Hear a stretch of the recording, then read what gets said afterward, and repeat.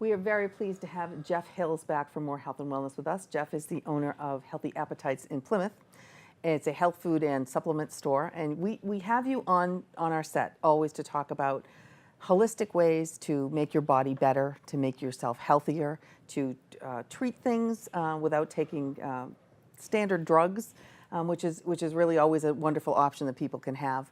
Today, we were going to spend the whole time talking about CBD. Can you tell us what it is, where it comes from, and why it's so hot? Sure. Well, thanks for having me.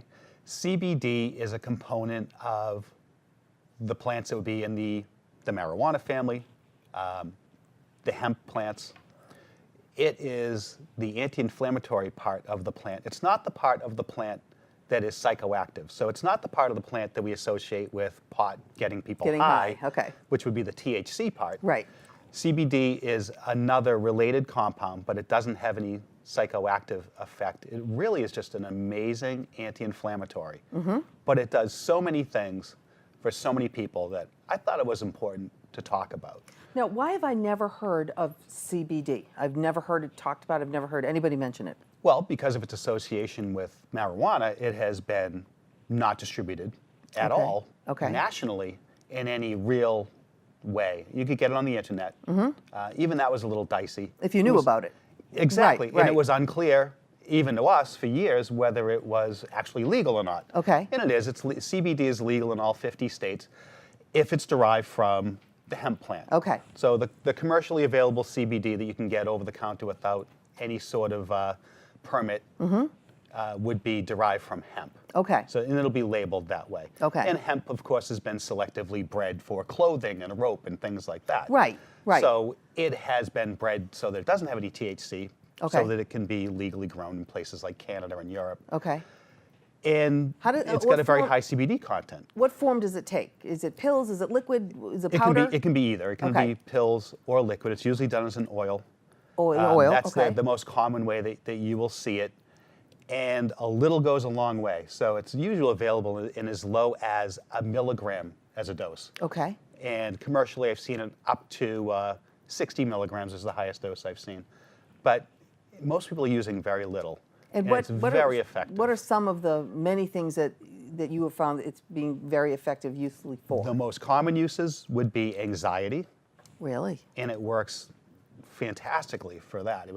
Just the feedback we've seen just in the community as far as people who are using CBD has been amazing on anxiety. The other big use would be pain.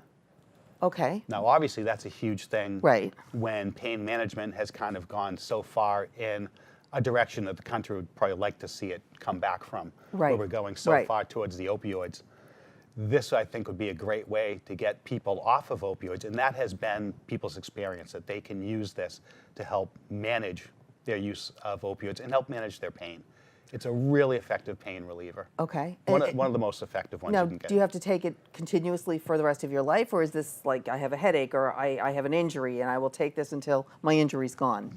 You can do it that way, or if you have chronic pain, you can do it as an everyday thing. So it's not something that's addictive. It's not something that will harm your body in other ways. No, in fact, we're kind of designed to use it. You have a whole system in your body called the endocannabinoid system that is designed really just to pick up the stuff that's in the pot plant, the CBD and the THC. And I'm sure there's other components. We are finding others as we kind of explore the plant further. Okay. But it's been amazing for so many different things that I just thought it was great to have this opportunity to talk about what it'll do besides anxiety and pain. So it's anxiety, it's pain management. Now, I heard that it's also something about weight loss. It's fantastic for diabetes, for instance. So it helps with blood sugar control. And I think because of that, and because of its anti-inflammatory effect, we have been seeing great results for people using it for weight loss. Okay. It doesn't work immediately. It takes a little time, but it does work. And that's been more of a byproduct sort of thing. People who are doing it aren't typically doing it for that. They're doing it for pain or anxiety, and they just happen to lose a bunch of weight at the same time. Yeah, and your blood sugar improves. And control your blood sugar. So it's great for that. We've seen people who had Parkinson's, for instance. I can tell you a quick story. Yes. Somebody who took a bunch of different things, naturally, pharmaceutically, for their Parkinson's, wasn't having much luck controlling it. literally told us that they would kind of just spend hours laying in bed, shaking. Oh, sure. Tried the CBD and got up at half an hour later and went for a walk. Wow. Something that they said that they hadn't done for months. So that instantly helped with the Parkinson's? Within a half an hour. Wow. They did the CBD, once again, don't know the dose. Right. And stopped shaking, got up and took a walk. Right. So we've heard amazing things with MS. We've heard amazing things with psoriasis. Now, talk about MS and psoriasis separately. So, Well, MS, once again, someone who just felt that when they took they felt, as you know, in their words, they felt normal when they Right. took the CBD, as Okay. opposed to when they weren't. And they noticed a dramatic drop-off in how they felt when they stopped taking it. All right. So obviously for conditions like that, Right. that's an everyday thing. sure. The psoriasis thing, Mm-hmm. this person was taking it for something else, and the psoriasis went away. And psoriasis is a skin condition? Yes. Okay. So it helps your skin too? Okay. So this almost seems like a miracle. I think it's just because it's such a potent anti-inflammatory, and because we have a system in our body designed to take it up. So every cell in And the body to use has a it receptor for where it is needed. Is that the brilliance of our body?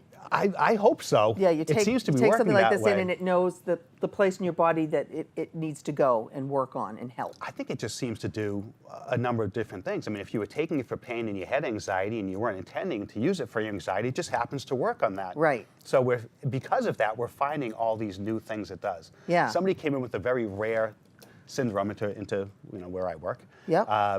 Something called red skin syndrome. Okay. And it's kind of a rare reaction to topical steroids, where your skin turns bright red. Yes. Stays that way for years. Oh, okay. And the treatment for it doesn't seem very effective. It's really just time. Eventually it'll go away. This person tried a CBD treatment topically, because it's available as a topical, and internally, and saw a reduction within a day. Enough so that they felt like this is something that they needed to be on a daily basis. Wow. It's pretty amazing stuff. I mean, between the uses for anxiety and pain, two of the things that we see most of the pharmaceuticals dispensed for. Sure. That on top of the effect it has on people's skin, on diabetes, on their weight, on several types of cancer. I mean, it's been studied for colon cancer, leukemia. I was just going to ask you, are there studies that show a long time frame of usage of this and what it actually does? This has been studied for quite some time. You don't see it as much in the press as you do on the internet, because there's not a lot of people pushing it. I mean, typically if you see something on TV, it's because somebody's selling it. And they're making money on it. And where it's not done as a pharmaceutical yet, and that's something that is in the works, more or less, is that one of the pharmaceutical companies is trying to kind of get the rights to CBD, which we should not let happen in this country. It's just such an amazing thing, and we've seen such amazing effects on people from so many different types of conditions, that it's something that really just has to be available to everyone, I think, for everyone to walk in without any sort of permitting to be able to get this stuff. Now, is it available for children? Can children use this, or is it dangerous for certain age groups? One of the most famous uses for CBD has been in children, where people have heard the stories of kids who lived in states where, for instance, pot wasn't legal. Yes. This is before the CBD was available Yep. as a widely distributed item. And they would move from some other state, New Jersey, I remember was one of the stories, and they would move to Colorado because their children needed a treatment that was derived from the pot plant, and it was the only thing that seemed to control their children's seizures. Because we see a lot with, as far its use as far as an anti-seizure, anti-convulsant, Yeah. Well, it makes sense as an antispasmodic. anti-inflammatory, that whole system is connected. Yeah, well, the great thing is, I mean, a lot of anti-inflammatories don't work on things like, as convulsions, Yeah. spasms, But this seizures, one does. and that does. Yeah. It's pretty amazing stuff. I don't have a lot of clinical studies that I've seen as far as use in kids, but obviously there's a lot of anecdotal stuff if you look online. And But anything pretty amazing. for elderly people, where I know a lot of elderly people are on a lot of medications. Have you found that this has been able to replace any of them? Well, I think that as far as the elderly population goes, I don't think anyone uses more in the way of anti-inflammatories than they do. Right. So this I might think be the same could probably be said for antidepressants, believe it or Yeah. not. So this could be a great substitute for people, for both of those. Right.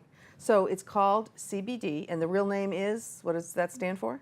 It's cannabinoid. Cannabinoid, okay. And now there's a lot of different cannabinoids, but the one that we use typically, in supplementation is going to be just referred to as CBD. Okay, and it's available at Healthy Appetites and other places like that. Yep, exactly. In pill form and in liquid? It's available oil? both ways, yeah. Okay, great, interesting. I'm going to absolutely go on the web and look more. I've never heard of it. It's just very really interesting. amazing. Yeah. It's rare that we get really excited about things, Yeah. but that's it's a really exciting product. This is excellent. Thank you. Thanks we will for having have me. you back again, as always. We appreciate it.